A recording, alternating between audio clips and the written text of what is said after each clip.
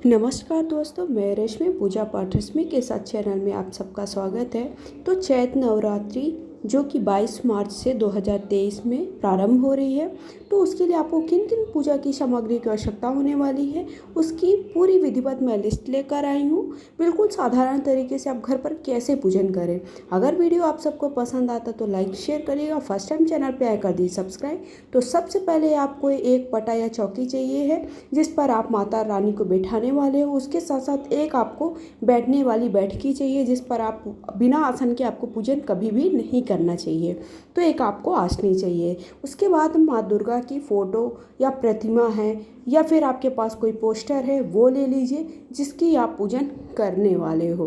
तो इस तरह से जो जो मैं सामग्री बता रही हूँ तो आप पहले से ही लिख कर रख सकते हैं ताकि आप पहले से खरीद कर ला सको। उसके बाद आपको सुहाग की सामग्री जो कि आपको माता को श्रृंगार की सामग्री चढ़ानी है, उसमें आप जो जो चीज़ें रख सको वो चीज़ें आप खुद भी प्रयोग कर सकते हो या फिर आप किसी मंदिर में दान दे सकते हो। इसके बाद एक दिया चाहिए जिस पर आप दीपक जलाने वाले हो या फिर आप अखंड ज्योत, अगर 9 दिन आप पूरा माता की चौकी बिठाने वाले हो तो आप अखंड दीपक ले लीजिए। और आपको दीपक के लिए दिए या बत्ती चाहिए, घी चाहिए। उसके बाद आपको कपूर चाहिए है जो कि आप आरती के लिए भी प्रयोग कर सकते हो और हवन के लिए भी। उसके साथ साथ मैंने एक में लिया है इलायची और लौंग जो कि माता को भोग के रूप में चढ़ाई। उसके बाद एक अलग से मैंने ये छोटी सी बाल्टी है उस पर मैंने जल ले लिया है, शुद्ध जल, और इसी में गंगा जल मिला लिया है जो कि माता को और छिड़काव करने के लिए, उन्हें स्नान कराने के लिए। इसके बाद हल्दी, कुमकुम और अक्षत अलग से आप चाहो तो एक कटोरी में रख सकते हो या फिर आप थाली में भी रख सकते हो। मैंने ये एक 4 कोने वाली ये एक छोटी सी ढोलची टाइप की वो लिया। उसके बाद आप कोई भी फल ले लीजिए जो आपको मिल जाए।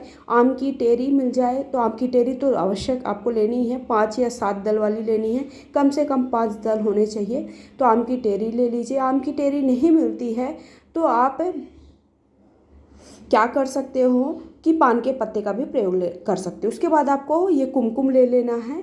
ये आपको जो आपने अभी होली वाला गुलाल लिया है ना, वो माता रानी को चढ़ाने के लिए लिया। उसके बाद मैंने इस पर कलावा रखा हुआ है, एक छोटी सी मैंने कटोरी पर सब कुछ रख लिया ताकि क्या होता है ना, जब पूजा होती का समय आता तो हमें मिलता नहीं। उसके बाद इसमें कमलगट्टे के बीज हैं और सुप कौड़ी है और गोमती चक्र है। तो ये मैं 2-2 या 3-3 की मात्रा में चढ़ाने वाली हूँ। आप चाहें तो अगर आपको एक एक मिल जाता तो वो भी चढ़ा सकते हैं, नहीं अगर आपको मिलता तो आप, ऐसा नहीं है बिल्कुल इसके बिना आपकी पूजा नहीं होगी।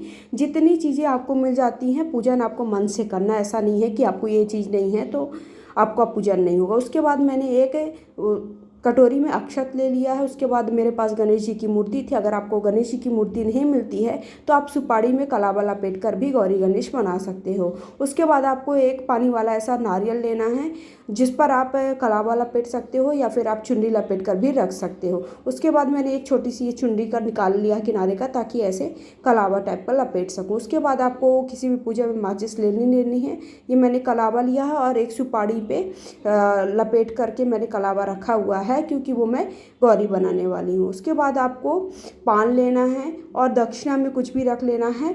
2 या 5 पान आप ले लीजिए माता को भोग लगाने के लिए। उसके बाद एक फूलों की माला है और फूल आपको ले लेने हैं जो भी आपको मिल जाए। लाल फूल अगर आपको मिल जाता तो आवश्यक चढ़ाई क्योंकि माता रानी को लाल फूल बहुत ही प्रिय है। उसके बाद दुर्वा ले लिया है जो कि माता रानी को भी चढ़ाना और गणेश जी के तो अति प्रिय है। उसके बाद मैंने ये चंदन ले लिया है, धूप ले लिया है और उसके बाद एक चुनरी ले ली है जो माता रानी को मैं चढ़ाने वाली हूँ। अगर आपके पास साड़ी है तो आप साड़ी भी चढ़ा सकते हो और अगर आपके पास चुनरी नहीं है तो ऐसा नहीं है कि आपको पूजन नहीं होगा। मैंने बोला ना, आपको पूजन करना है, मन से करना। उसके बाद आप दुर्गा चालीसा करने वाले हो या फिर दुर्गा पाठ करने वाले हो तो उनकी एक फ़ोटो या फिर आपके पास जो भी किताब है वो ज़रूर आप पूजन में रखिए। और आप चाहो तो प्रतिदिन दुर्गा चालीसा का पाठ कर सकते हो या दुर्गा पाठ करोगे तो दुर्गा पाठ आपको प्रतिदिन करना ही पड़ता है क्योंकि 9 दिन उनको 9 दिन के भीतर आपको पूरा समाप्त करना पड़ता है। एक लोटा ले लीजिए जिस पर पीतल का लोटा हो या फिर तांबे का हो या फिर मिट्टी का लोटा ले लीजिए जिस पर आप कलश बनाओगे। उसके बाद आप घी ले लीजिए